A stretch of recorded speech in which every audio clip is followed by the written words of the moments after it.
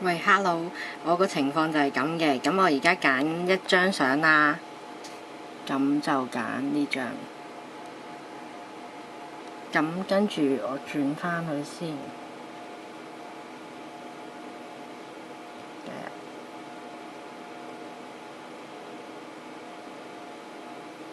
咁張相原本係成個 full 嘅話就係咁嘅樣噶嘛，咁我就 set 佢做呢個 wallpaper， 咁佢就出現咗呢個框框啦，咁我就拉佢啦，即係等等啊，咦？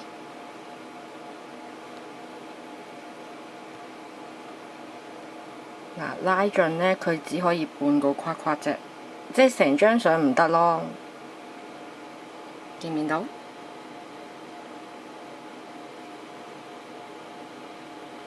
咁一下就會變到咁，我唔係好明佢點解會咁啦。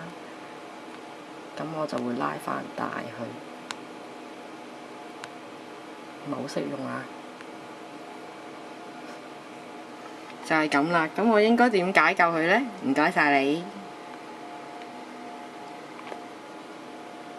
唔係，我應該要做埋呢個動作先，儲存。咁我通常會咁嘅。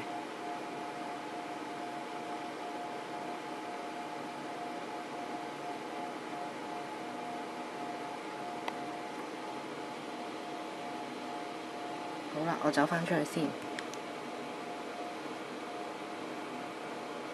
咁我畫面就會變成咁啦。放到幾大？